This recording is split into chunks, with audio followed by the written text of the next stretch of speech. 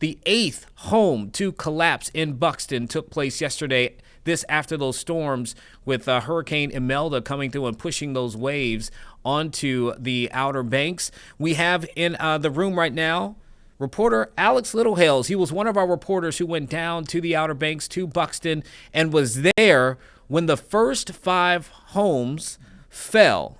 You watched it happen with your own eyes. The texts that we received from you were astounding that day. But now there's a lawmaker who's trying to do some work to try to help the people who've been affected. Yeah, so what we're doing today, or what I'm doing today, is we have another crew down in Buxton. As you know, 8th house had collapsed. We were there in person, or I was there in person for 5 of those first 8, right?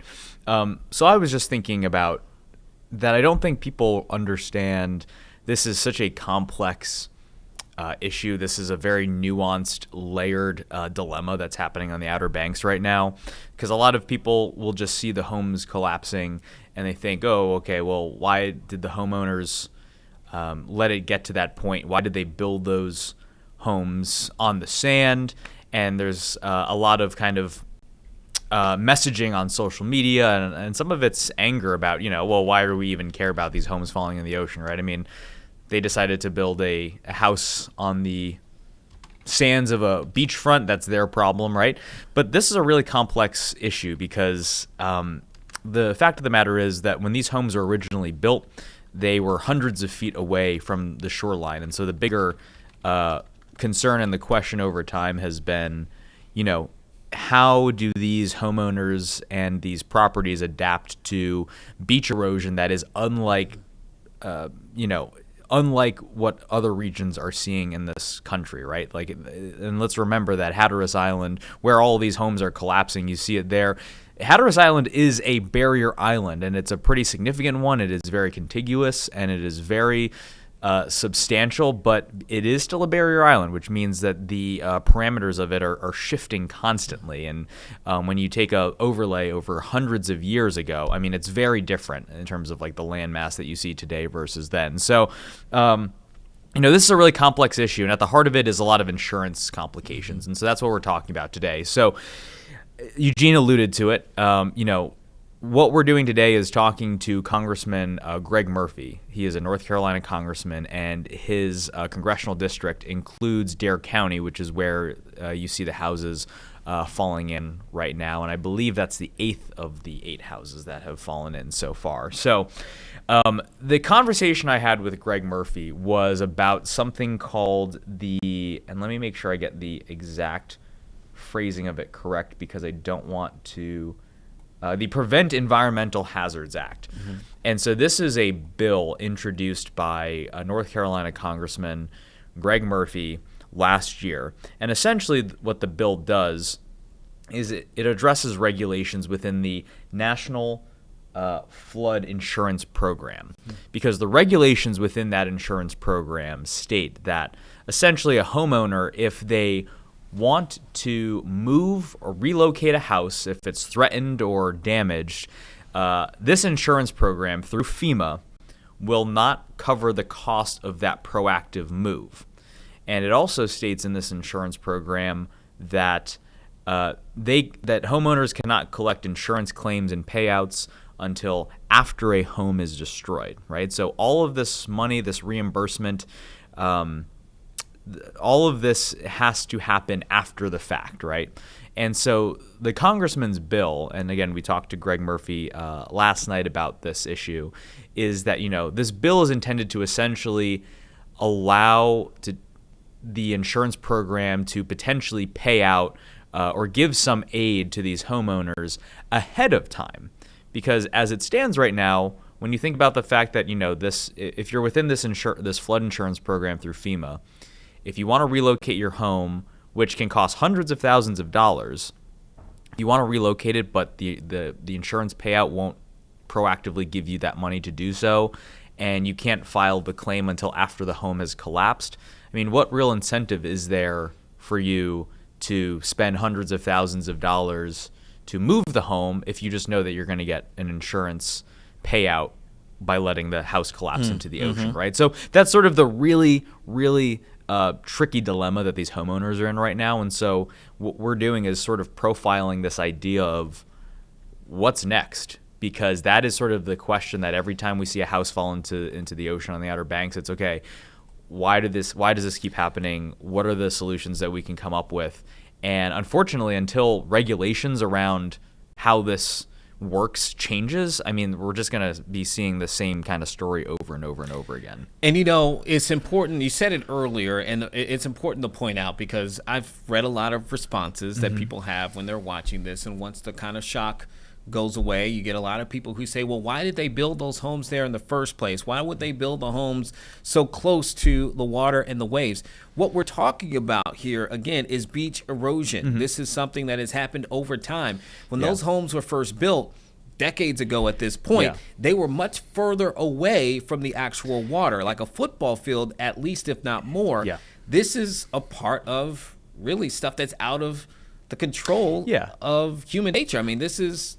I think there is an argument to say, yes, these houses were built at a time when you saw the dunes and the sands and just sort of where the shoreline was.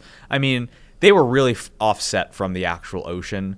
I think there is a legitimate argument that you can make of, inherently that it is a barrier island. You do know that barrier islands shift in the way in which that their parameters happen and form, because they change constantly, right? Like I said, Cape Hatteras has been constantly evolving that shoreline for 100 to 200 years, as long as they've been documenting it, right? So I think it is a fair argument to say, why would you build anything on a barrier island in the first place? But to the point of what is at the heart of this issue, yes, I mean, these homes, if you do make the decision to build it on this constantly changing landmass, I mean, I don't think anyone really anticipated this significant level of beach erosion in this amount of time. I believe I have to look at the stats again, but it's basically an unprecedented amount of beach erosion that the Hatteras Island is seeing right now. So I think there are legitimate arguments to both sides, but what can't be argued is that, yes, when these homes were originally built, 20, 30, 40, 50 years ago, whenever they were built, you're seeing that these houses are on stilts. I mean, that is the level of where the sand used to be. I mean, the sand used to go up to the bottom of those houses. That's a really good point, Alex. Right? So you're literally seeing 12, 15, 20 feet of erosion. That's a really good point. Yeah. And I think people forget about that. They just they see currently that the houses are on these stilts, and, it's easy to think, okay, well, they were built like that. They weren't built like that. I mean, they were built on solid land, and then they were reinforced by the stilts later on. And I think it's just something that is easy to forget when we're just in the moment looking at just this captivating story. I think whenever you file a report, that is an excellent point to bring to the table here, because you're right. When people look at it, you do forget that they made those stilts at that height for a reason. And so to see that things have kind of fallen back to the levels that they are, obviously expose those homes in a way that has led to what we're seeing. But I do believe that we have sound from Congressman Murphy, correct? Down there in North Carolina. If you want to kind of tease a little bit to what are some of the things that he had to say, we can go ahead and play So his, he's just comments. there are a couple of pieces of information he alludes to. So one is just, what's his level of monitoring of the situation. He had a conversation with the Board of Commissioners down in Dare County not too long ago about the situation.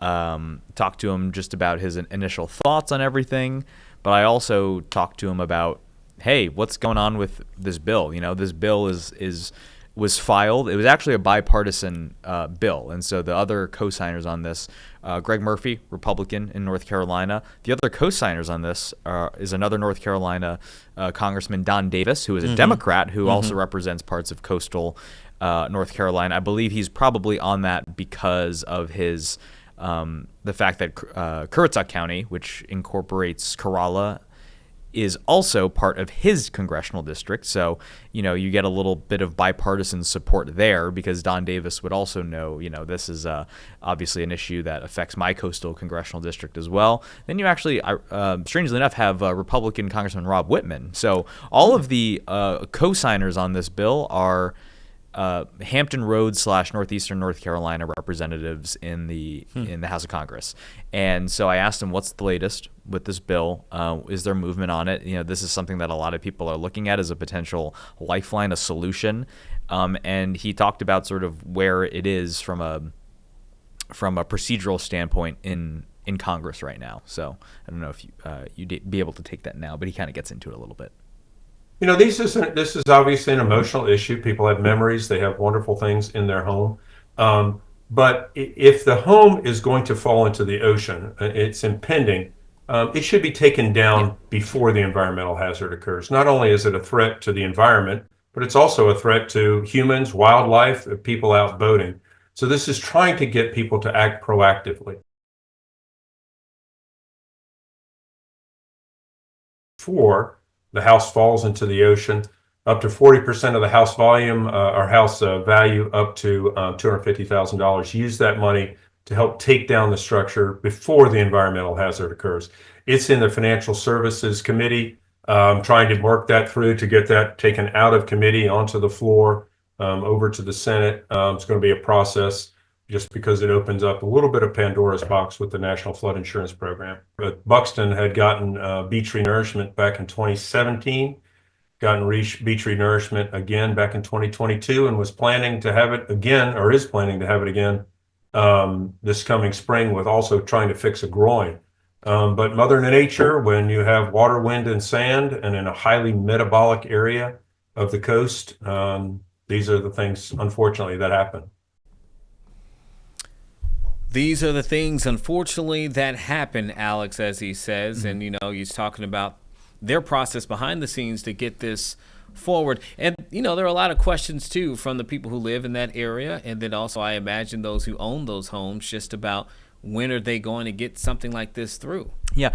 He, a couple details in there that's worth noting. So he said, there's some parameters around this bill. And so what it's essentially saying is, up to 40% of a home's value, or what the assessed value is, up to $250,000 is essentially what the insurance money would be for a homeowner, and that would be, again, proactively used for a particular homeowner to use towards. It doesn't. That is something that's a bit unclear, and probably something I'll touch on in my reporting a little bit later. Is it doesn't necessarily have to be moving the house. I mean, there is still an option of regardless, these homeowners are responsible for what happens to the house.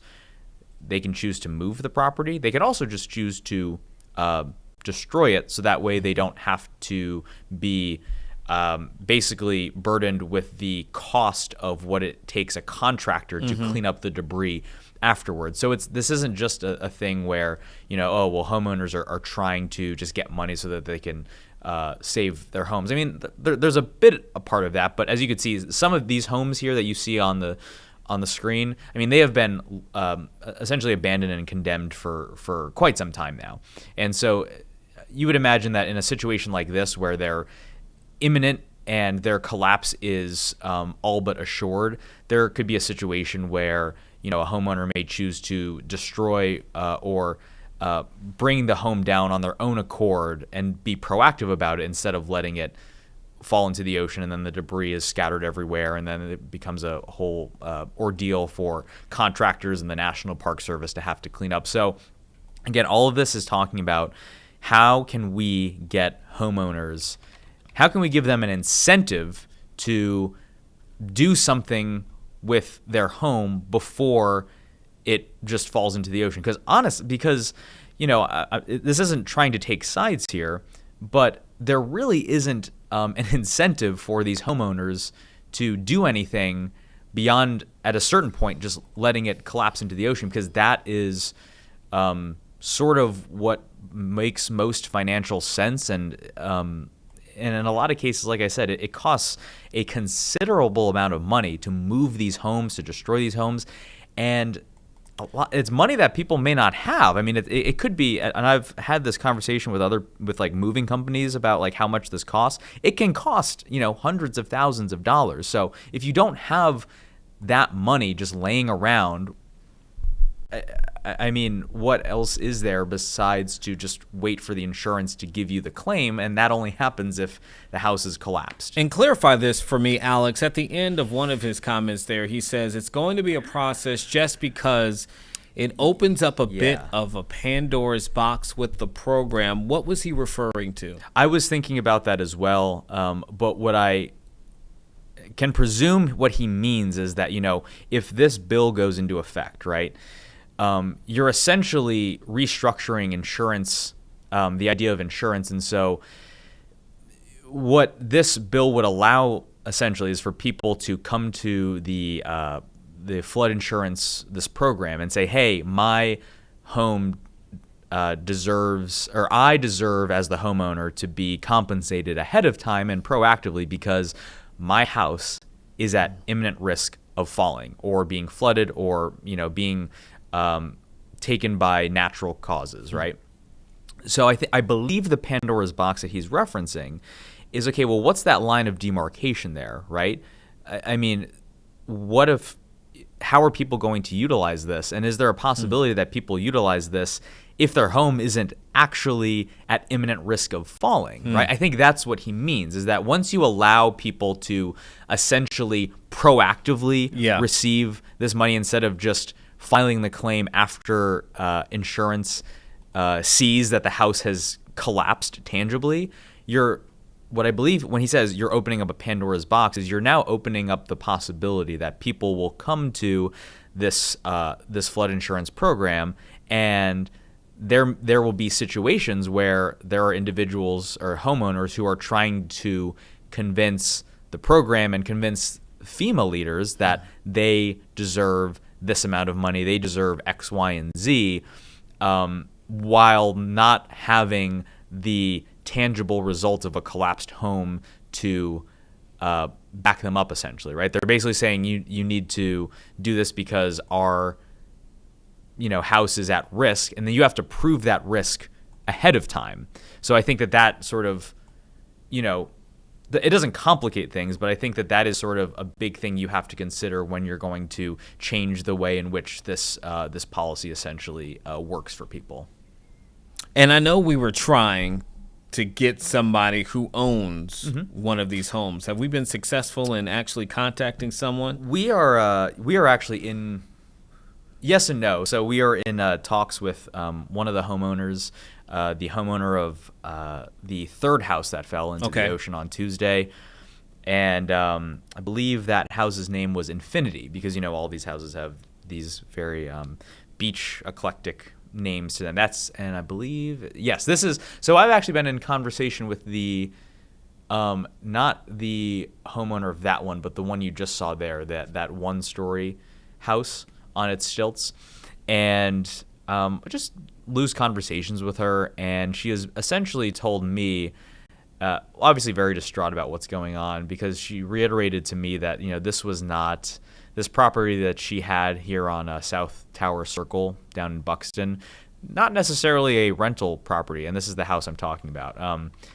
Not a house that was used for a ton of rental opportunities. I mean, this woman kind of identified that this was her, quote, soul house. This was her dream house. She always connected with the beach. She always connected with sort of the lifestyle of the Outer Banks.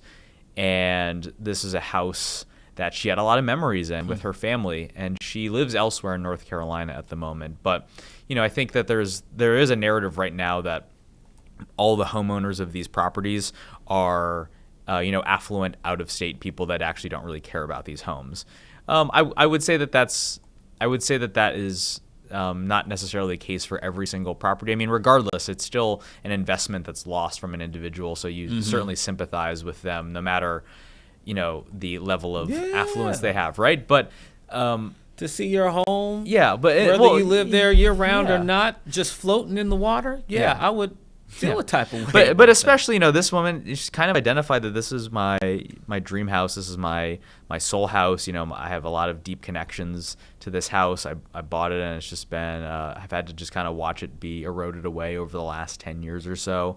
And so she kind of wanted, I think she told me that because she wanted people to realize that not all of these properties are just these quick for-profit vehicles that the owners will recuperate whatever it is, no matter what. I mean, people are, the number now is 20 homes now since 2020. I mean, these are 20 homes in the last. I mean, these are not only 5 years, not only 20 homes that have, collapsed, but think about all the memories that are associated with the families that bring their kids and their extended families to these, week-long kind of properties here on the Outer Banks. I mean, you don't have to be the homeowner to feel a certain kind of connection to seeing some of these properties destroyed. But yeah, we've been chatting with them, and there's generally just a sense of, kind of an unfortunateness and definitely some real sadness amongst the people who live in Buxton, who visit Buxton. It's a huge tourism attraction for North Carolina, and it's a particular kind of tourism, right? It's a place where people go fishing, they take their kids, they, stay on the beach for a week, 2 weeks, sometimes a month at a time. There's not a lot of things built out around the Outer Banks. You're there to just sort of like spend time with people, recreate in sort of these pristine environments. But just a pretty sad situation. Very all much around. so. And we know that the show Outer Banks was not actually shot in the Outer Banks, which is a very sad development as well. But, it's back to being serious on this, though, Alex. And I do appreciate your report and looking forward to you filing it for us later today, correct? But you have to imagine, if you are these people, you're just wanting to get any help that you can get. All right, Alex Littlehales, one of our reporters following that situation very closely. But